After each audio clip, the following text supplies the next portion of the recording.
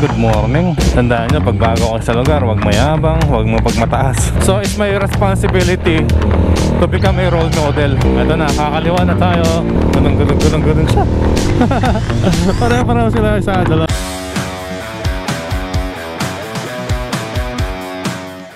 Okay, good morning. Nandito tayo sa Hacienda Gracia Resort and Hotel.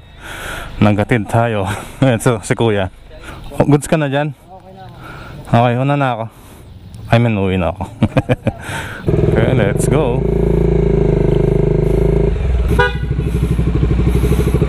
So, ang aking kuya ay isang public teacher.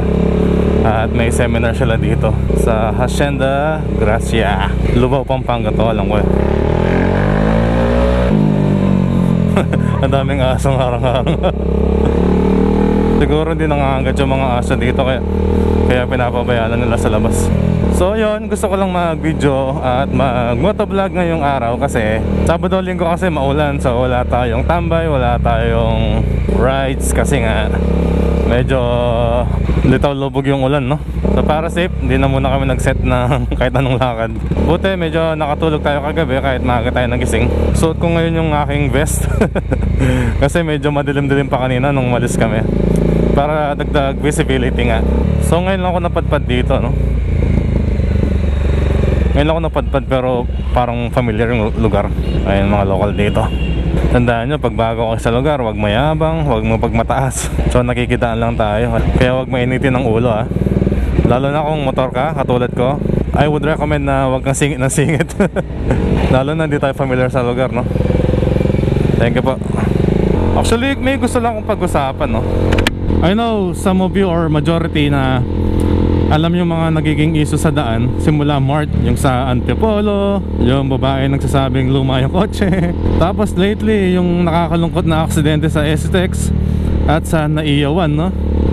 Alam ko di ganun karami yung viewers ko, pero sa mga nanonood sa akin, gusto ko lang sana mag-iwan ng reminder, lalo na sa mga driver, mapa 4 wheels man yan, 2 wheels, kahit ilang wheels, na lagi tayo mag-iingat. Siguraduhin natin na ayos ang lahat sa ating mga sakyan. Sabi nga nila, i-check mo yung motor mo, i-check mo yung sakyan mo, na parang chine-check mo yung katawan mo. So kung inaalagaan mo yung katawan mo, dapat alagaan mo rin lagi sa sakyan mo, kasi we can never say kung kailan matitrigger yung aksidente. Aksidente nga eh. Hindi natin alam kung kailan mangyayari. So dapat lagi tayong handa. Handa yung preno natin, maganda yung kondisyon ng sakyan natin. Lalo na kung may sakay kayong mahal sa buhay, no? O kahit public transportation kayo, may mga sakay kayo, lagi natin check yung ating mga sasakyan, no? Lalo na sa mga namamasada. So araw-araw po natin pinagkakakitaan yan. Yan po yung inuuwi natin sa ating mga pamilya. Kaya ano yung gagastos ka ng ilang daan, sabi mo ng 1,000, ma-make sure mo lang na 100% condition yung iyong sasakyan. Kung kapalit naman nun is kaligtasan mo, kaligtasan ng mga tao sa paligid mo, makakauwi ka pa ng ligtas sa pamilya mo o sa mga taong mahal mo, di ba? Nakakalungkot nga yung nangyari sa STX, lalo na yung bata. 2 years old pa lang siya, imagine, no? Sino mag-e-explain sa kanya na wala ka ng magulang, wala nang gagabay sa'yo sa buhay mo, di ba? Ako nga na medyo may edad na, magta-30 na ako. Nawalan ako ng ina. Ang sakit-sakit na. Paano pa kaya kung dalawa, di ba?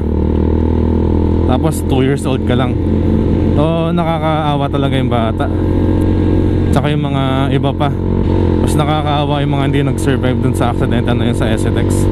Tapos lately yung dun sa NAIA 1, yung SUV talagang dumiretso dun sa mga tao. Hindi ko na inalam kung ilan ba yung nasugatan, yung nawalan ng buhay, kasi nga nakakalungkot eh. Kakatapos lang nung sa STX. So sa mga taong nawalan ng mahal sa buhay, ako po'y nakikiramay. Alam ko gaano kasakit mawalan ng mahal sa buhay, lalo na aksidente talagang hindi mo inaasahan. Masasak ka na lang, ay bakit nangyari to, bakit naging ganyan, lalo na kung wala ka namang ginagawang masama, di ba? So sa mga kapwa ko motorista, sa mga nagmamaneho, please po, lagi po natin i-check yung ating mga sasakyan, ang ating mga motor, na 100% na confident kang ibiyahe. Kung may pagdadalawang isip kang ibiyahe yung sakyan mo, I would recommend na wag mo nang ibiyahe. Wag mo nang isacrifice yung sarili mong kaligtasan, lalo na yung kaligtasan ng mga tao na pwede mong madamay, no? Sa kagaya na sabi ko, dapat i-check mo rin yung katawan mo. Kung alam mong may biyahe ka, huwag kang magpuyat. Kung inaantok ka, matulog ka. Kung pagod ka, magpahinga ka. Sa totoo man, pag pagod ka, nakakaantok talaga mag-drive. Biluksan ko muna yung helmet ko. Katawan at sasakyan, yan ang dapat na laging 100% good condition, no? Ganda nga ng sakyan mo, goods lahat. Maganda takbo, maganda preno, maganda lahat. Tapos ikaw naman, lutang ka, wala kang pahinga, wala rin, di ba? Pwede ka rin maka-aksidente o pwede kang maka-aksidente ng ibang tao. Kaya lagi ko sinasabi na dapat maganda yung kondisyon ng katawan mo para alerto ka. Tsaka kung magdadrive ka, sana i-focus mo yung sarili mo sa pagmamaneho. Huwag ka na mag-multitask, huwag ka na mag-text, huwag ka na magipag-usap sa cellphone. Lagi mong i-ready yung kamay or paa mo sa preno. Kaya kung makita nyo ako sa motor, meron akong isa o dalawang daliri dito sa aking preno. Kasi yung split second na yon, malaking bahagi na yun o malaking factor na yun sa daan. Sa 0.01 milliseconds, maraming pwedeng mangyari. Kaya laging naka-ready yung kamay ko, yung daliri ko sa preno. Siguro ito, nagmo-motovlog ako, nagre-record ako, okay naman safe naman to kasi nakapokus naman ako sa daan.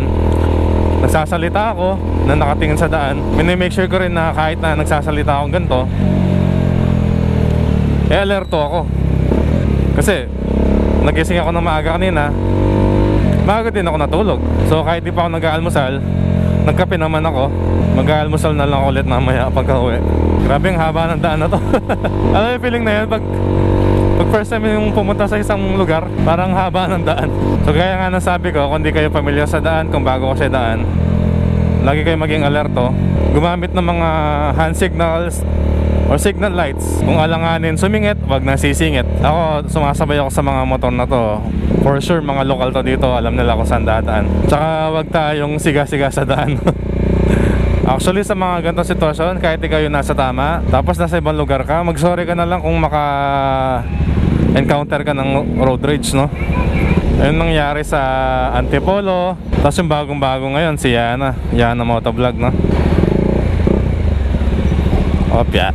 O, diba? Alanganin, hindi ako tumuloy. Pero ayaw ko na may truck sa likod. Medyo rush hour na. Monday kasi ngayon May 5, 2025. Wala akong pasok kasi Labor Day ngayon sa Australia yata. Hindi ko alam, basta nakalagay Labor Day Kasi ang Labor Day sa atin is May 1. Since Australian ng client ko, Australian holiday ang sinusundan namin. Pero tuwing may regular holiday dito sa Pilipinas, naghahanap yung employer namin ng ima-match nilang regular holiday sa Australia. Tapos, bayad kami ng additional 30% kapag naman special holiday dito sa Pilipinas. So yun nga, sa mga hindi pa nakakapanood nung nag-viral na road rage sa Zambales, merong isang motovlogger na babae ang nag-dirty finger sa isang lokal na naka-pickup truck nung namuntikan siyang tamaan. So hindi na ako magbibigay ng detalye doon kasi marami naman detalye dito sa YouTube. Kung gusto nyo malaman, panoorin nyo yung mga nag-review ng mga sikat na YouTuber, yung mga opinion nila. Ang sa akin lang, lagi natin habaan yung pasensya natin. Kaya nasabi ko kanina, lalo na kung wala tayo sa atin. What if may makaaway ka sa daan, loko-loko, addict, tapos may dalang baril, di ba? Or kahit anong pinagbabawal na armas, napagtripan ka, may nangyaring masama sa'yo, di ba? Kawawa naman yung mga pamilya mo kung may mangyari sa'yo, lalo na yung mga kasama mo. At lalong-lalo sa'yo, kawawa ka, di ba? Yung gusto mo lang mag-enjoy, kasi may mangyaring masama sa'yo. Kaya ingat-ingat tayo. Kung di sigurado sa pag-overtake, huwag na tayong overtake. Pag alam natin reckless yung nasa harapan natin, hayaan na natin. Huwag na natin patulan. Wala naman tayo mapapala Ganun kasi tayo mga Pilipino. Kapag alam natin sa sarili natin na tama tayo, talagang paglalaban natin. May tamang pagkakataon para paglaban yung karapatan natin, pero hindi sa lahat ng pagkakataon worth it ipaglaban yung kung nasa tama tayo. Kasi minsan, madalas, alam natin na tama tayo, pero in general pala, nasa mali tayo. So yun, iwas road rage, iwas pahamak, no? Ako, for me kasi as a starting motovlogger, no, may nanonood sa akin, so it's my responsibility to become a role model sa mga viewers ko. What if bata yung nanonood sa akin, di ba? Tapos wala subas yung ugali ko, baka sabihin niya, si ganito, si Jovan Moto, Ganito naman kaya okay lang. So it's a big no-no na. Yobe viewers, it's your responsibility na maging magandang halimbawa. Kasi hindi lahat na nanonood sa'yo is merong common sense. Hindi lahat na nanonood sa'yo is marunong magdesisyon para sa kanila. Minsan bumabase sila base sa napapanood nila. So pag may ginawa kang mali and then napanood nila, tapos hindi mo sinabi nagkamali ka, siyempre iisipin nila na tama ka, di ba? Kaya yun lang, sana lagi malamig yung ulo natin. Alam ko may kanya-kanya tayong mga problema, pinagdadaanan. Pero pag nasa daan tayo, sana kalimutan muna natin, mag-focus tayo sa daan. Hanggat wala tayo dun sa destination natin, magpakabait muna tayo. Tsaka hanggang di tayo nakakauwi. Pag nasa bahay ka na, sige, labas mo na ugali mo dun. Okay lang. Hindi ko naman sinasabi maging plastic ka, no? Maganda pa rin yung pinapakita mo kung sino ka talaga. Pero sana, ilugar natin. Isipin mo kung worth it ba. Ayan, sobrang daldal ko. Magpo-focus muna ako sa daan. Alam ko na rin to nakadaan na ako dito. Medyo traffic lang. So papunta ako ng expressway sa NLEX. Kasi gaya na sabi ko, Monday ngayon, rush hour. Ayoko magpagsabayan sa traffic. Kaya mag-expressway na lang ako. So kita kits. Okay, malapit na tayo sa expressway. Malaman mo malapit ka na pag nandito ka na sa maraming lane na daan 6 lane na ata to, 7, di ko alam. 1, 2, 3, 4, 5, 6 tsaka isang bike lane. Grabe ang lawak. Pero kahit ganyan kalawak yan, imagine niyo minsan nagta-traffic pa rin. Pala no, tips ko lang, no, applicable to sa sasakyan tsaka sa motor. Wag na wag kayong dediretso sa mga truck na ganyan. Tsaka huwag kayong lilikot. Kung kaya nyong overtaken nyo, making sure na safe. Tapos kapag naman nakastop sa mga sakyan, i-turn nyo yung manubela nyo sa kanan o kaliwa para pag mabanggaman kayo, yung sasakyan nyo, dediretso siya kung saan nakaliko yung manubela nyo. Malaki ang chance na hindi kayo maipit dun sa sasakyan sa harap nyo o sa truck. Pag motor naman, wag na wag kayong lilikot sa mga sasakyan. Kaya ano pa kalaki yan. Lagi tayo dun sa gilid, dito sa side, sa right or sa left. Para kung mabanggaman tayo, dediretso tayo dun sa kanan o sa kaliwa kung saan tayo pumesto. Yun lang, safety tips lang naman. Konti lang. Hindi ako expert pero kaya nang sabi ko, gusto kong i-share yung mga nalalaman ko. Abante lang tayo. Ito na yung exit ng NLEX Ito na, kakaliwa na tayo. Tanda lang, hindi ako professional mag-banking. NLEX. So kita-kita na lang sa exit kasi puro hangin lang dito tsaka puro daan.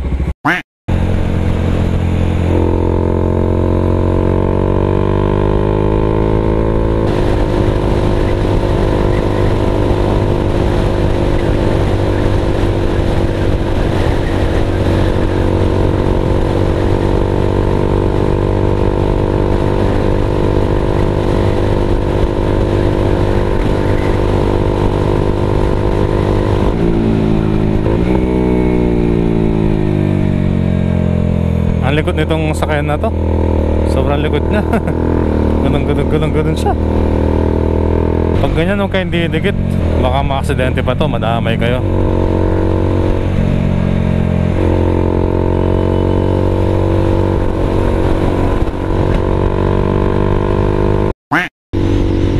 Okay, malapit na tayo sa exit. Mag-exit na ako sa Dolores. Uy, grabe, sunod-sunod yung mga flammable truck.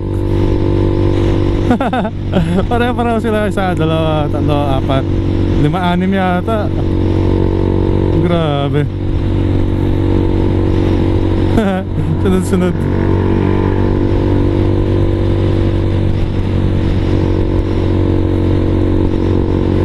Malapit na exit ko, kailangan kong unahan yung sa unahan. Kasi dito na ako sa kanan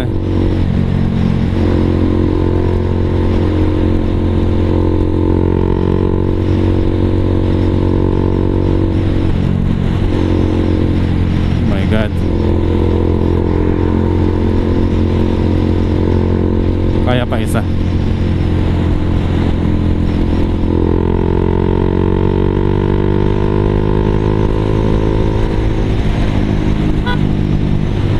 Okay, dandaan lang tayong magkanan. Alright. Grabe, ang galing.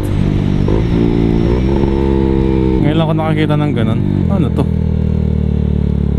Gulong. Ay! Nangawit na ako. Mahigit 1 oras din biyahe, no? Okay, naka-exit din. Ano ba yan? Di pa ako pwede sa long ride, sa endurance. 1 oras lang, nagmamanhid na yung kamay ko. Masakit na yung puwet ko. Okay, so ang gagawin ko niyan is kukuha muna ako ng pera saglit, tapos bibili ng almusal, tapos balikan ko na lang kayo mamaya para kung may madagdag man ako sa video, madadagdag ko mamaya. Tapos wala na, doon na rin siguro ako mag-outro. So kita-kits mamaya. Okay, change of plan. Wala daw pondo dun sa usually ko pinagkukuhanan ng pera. So pupunta na ako dun sa may Balibago para sigurado. Sabi nila pag ganyan daw, kung gusto kong sigurado na may pondo sa mga branch nila, sa mga malalaking branch, ito na akong Balibago, tapos balikan ko na lang kayo pa uwi. Ngayon din pala ako mag-out. Maaga pa naman, gusto ko sana kasi dire-diretso na para mamaya pahinga na lang. Hindi yung uwi ka tapos papahinga tapos aalis ka na naman, na same lang yung gagawin mo. Medyo nakakapagod yun, hindi lang physically, mentally din. O siya, balikan ko na lang kayo. A few inches later. Alright, pauwi na tayo. Sana nandito na pala ako nag-exit kanina. Hindi ko alam na babalik pa ako. At least productive ang araw natin. May lakad pa tayo mamaya pero hindi natin bibidyo. Nagamit yung 3 kong baterya. Tagi 1 oras lang bawat isa. So ayun, ang purpose lang naman ng video na to is paalala sa mga kapwa ko driver, mapa motorman o sasakyan. Trust me guys, mas masarap sa pakiramdam kapag wala tayong kaaway kahit sa daan, no? Yung mapagkumbaba, humble, ang sarap sa pakiramdam, trust me. So yun, maraming salamat sa mga nanonood, lalo na sa mga tumatapos ng video ko. Kung gusto mo ng mga gantong content at gusto mo rin ako samahan sa aking journey dito sa aking pagmumotovlog, huwag mong kalimutang mag-like and subscribe sa aking YouTube channel. At pwede ka rin mag-follow sa ating Facebook. Ayun, ulitin ko, sa daan, palaging mag-iingat, palaging maging alerto, at abaan palagi ang pasensya. Ako ulit, si Jovan Oro, hanggang sa susunod na video. Jovan out! Peace!